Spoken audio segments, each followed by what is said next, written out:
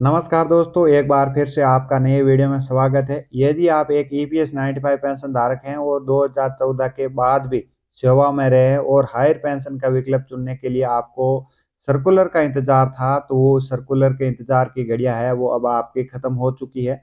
तो दोस्तों, आज इस ईपीएस 95 पेंशन धारकों के लिए ईपीएफओ ने वो सर्कुलर जारी कर दिया गया हायर पेंशन को लेकर।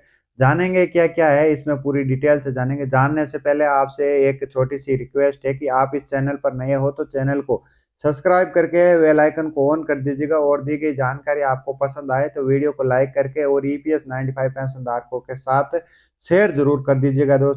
दोस्तों, जैसा कि आप सभी को पता है कि ईपीएफओ ने है वो 20/2/2023 को यहाँ पर हाल ही में है वो एक सर्कुलर जारी किया था। ईपीएफओ का मुख्य कार्यालय दिल्ली की ओर से सर्कुलर जारी किया गया है, और सर्कुलर यहाँ पर ईपीएस 95 पेंशन धारकों के लिए है। जो सुप्रीम कोर्ट का जजमेंट आया था 4/11/2022 को, उसके बारे में है यहाँ पर सर्कुलर। ऐसे ईपीएस 95 पेंशन धारकों के लिए है जो या तो अभी सर्विस में है या फिर अभी ईपीएफओ की ईपीएस 95 पे पेंशन स्कीम में अपना कंट्रीब्यूशन कर रहे हैं, या फिर 1 नवंबर 2014 के बाद में है वो रिटायरमेंट हुए, या 1/9/2014 के बाद में है वो संशोधन में आया गया था। उस समय ईपीएफओ में ईपीएस 95 पेंशन की स्कीम कंट्रीब्यूशन होता था। यदि आप 1/9/2000 पहले से रिटायरमेंट हो चुके हो तो आपके लिए ईपीएफओ ने 29 दिसंबर 2022 को ही यहाँ पर है वो सर्कुलर जारी कर दिया गया था, और ये सर्कुलर आज जारी किया गया है, मतलब 20/2/2023 को जारी किया गया है। ये सर्कुलर 1/9/2014 के बाद जो ईपीएस 95 पेंशन धारक है वो सेवा में है या फिर 1/9/2014 के बाद में रिटायरमेंट हुए, उनके लिए ये सर्कुलर जारी किया गया उनके लिए। तो सबसे पहले इस सर्कुलर में उन सभी बातों का जिक्र किया गया है जो सुप्रीम कोर्ट के ऑर्डर में यहाँ पर है वो सम्मिलित है। बताया गया है कि पैरा 144 3, 4 और 5 के तहत है जो सुप्रीम कोर्ट ने जो जजमेंट किया 4/11/2022 को, उसी के आधार पर जो ये सर्कुलर निकाला गया है। किन लोगों के ऊपर ये सर्कुलर है यहाँ पर लागू होता है, और उसके बारे में बताया गया है कि 1 सितंबर 2014 को जो मांगे जो सेवा में लोग बने हुए थे, या फिर 1 सितंबर 2014 के बाद में है वो रिटायरमेंट हुए थे, उन्हीं लोगों को यहाँ पर है वो सर्कुलर में लागू होता है।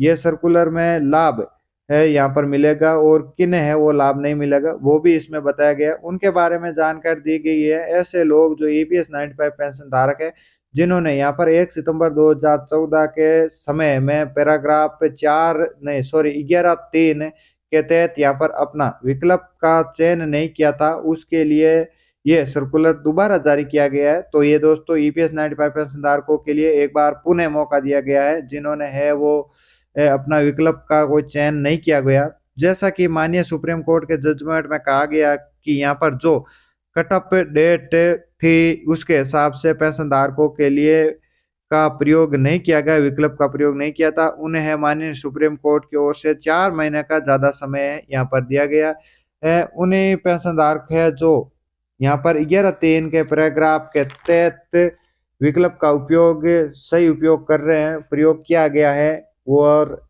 जिन्होंने नहीं किया है उन्होंने है यहाँ पर दोबारा मौका है वो दिया गया है। जिन्होंने कर लिया उनको कोई संशोधन या किसी प्रकार का कोई ने कुछ भी नहीं करना है, उनके अपना पेंशन शुरू हो जाएगी, और जिन्होंने नहीं किया है वो यहाँ पर है वो अब है वो मौका एक बार। अगले पैराग्राफ में बताया गया है कि जिन लोगों ने पैराग्राफ 11(3) के तहत विकल्प का प्रयोग नहीं किया गया था और 1 सितंबर 2014 से पहले किसी तरह का विकल्प का प्रयोग किए बिना वे रिटायरमेंट हो गए हैं, तो उनको किसी तरह का लाभ नहीं मिलेगा। तो दोस्तों, मैं आपको पहले इस कंफ्यूज से दूर कर देता हूँ कि जो ईपीएस 95 पेंशन धारक है जो 1 सितंबर 2014 से पहले रिटायरमेंट हुए और वो उन्होंने विकल्प का चयन भी नहीं किया है, तो उनको यहाँ पर लाभ नहीं मिलेगा। जिन्होंने बाद में रिटायरमेंट हुए और चयन नहीं किया है तो उनको है वो मिल जाएगा। तो ये बहुत ही बड़ी है, और जो बाद में हुए हैं रिटायरमेंट उनके लिए तो पैराग्राफ 11(3) के तहत किसी भी तरह का ऑक्शन फार्म भरने नहीं सकते हैं। जो हायर पेंशन को लेकर आप है जो इसका लाभ है नहीं ले सकते, अभी आप हायर पेंशन के लिए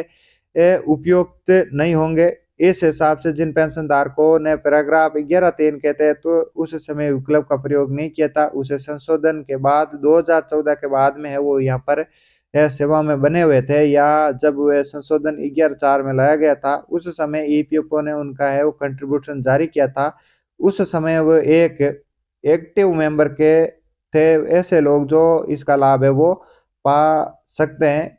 कुल मिलाकर यहाँ पर जो पॉइंट नंबर 5 है काफी महत्वपूर्ण है। इस पॉइंट नंबर 5 में पूरा अभी तक है वो सुप्रीम कोर्ट जजमेंट की समरी यहाँ पर है वो समझाई गई। इसमें 3 है प्रमुख मुख्य पॉइंट दिए गए।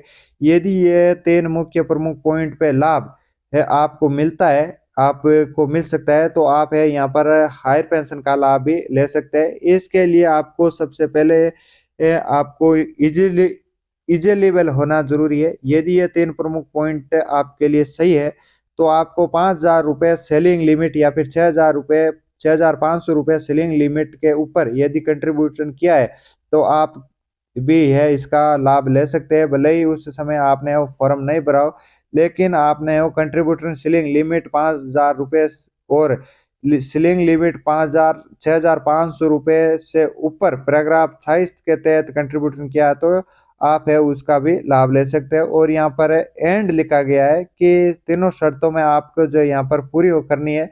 यदि इसके अलावा आपको ध्यान रखना है कि इसमें पहले भी कभी भी पैराग्राफ 11(3) के तहत ज्वाइंट ऑप्शन का फॉर्म नहीं भरा है, तो यदि आप है वो भरा हुआ 29/12/2023 को सर्कुलर जारी किया गया उसको है वो आपको देखना चाहिए, यानी कि ये उनके लिए ये सर्कुलर जारी नहीं है। तीसरी चीज है यहाँ पर कही गई है कि आपको 1/9/2014 के समय जब अमितमेंट लाया गया था उस समय आपको है ईपीएफओ को एक्टिव मेंबर यहाँ पर होना चाहिए। यहाँ जो आप 1/9/2014 के समय ईपीएफओ एक्टिव मेंबर हो या 1/9/2014 के बाद आप रिटायरमेंट हुआ हो, तो तीनों शर्तों में आप सही हो तो आपको उसका लाभ है मिल सकता है।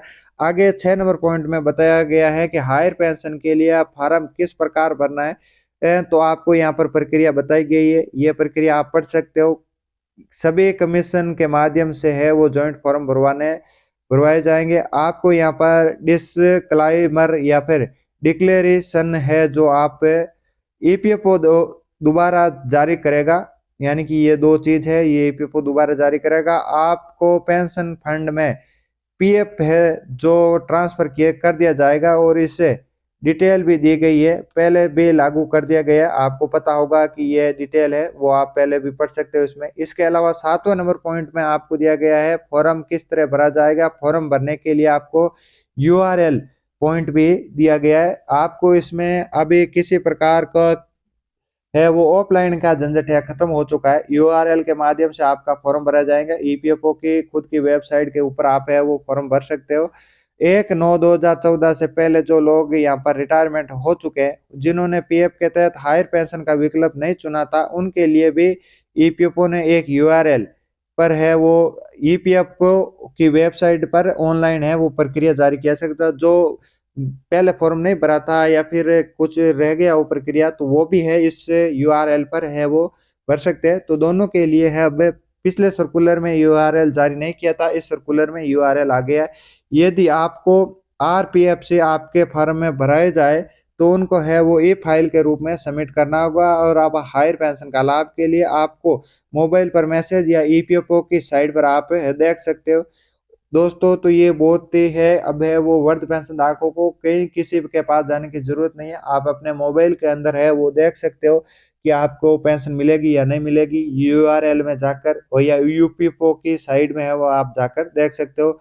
आपको यदि ईपीएफओ के ऊपर साइड के ऊपर आपको किसी प्रकार की कोई भी है वो शिकायत करनी है तो EPFIGMS के नाम से है वो आप इस पर है वो ऑनलाइन शिकायत कर सकते हो।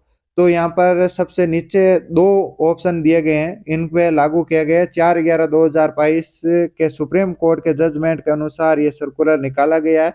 और जो 29/12/2022 को ईपीएफओ ने जो सर्कुलर निकाला था और 5/1/2023 को सर्कुलर निकाला था, उनके आगे की प्रक्रिया है वो यहाँ पर दी गई है। इसका कहने का मतलब है कि यहाँ पर जो पिछले 3 सर्कुलर निकाले थे, इसके आगे ये चौथा या फिर तीसरा सर्कुलर है आपको, ये आपको मानना पड़ेगा। तो दोस्तों ये थी ईपीएस 95 पेंशन के धारकों के लिए ईपीएफओ का सर्कुलर, हायर पेंशन को लेकर सर्कुलर निकाला गया था। उसके लिए दी गई जानकारी थी। तो इसमें आपको मेरे हिसाब से सब कुछ समझ में आ गया होगा।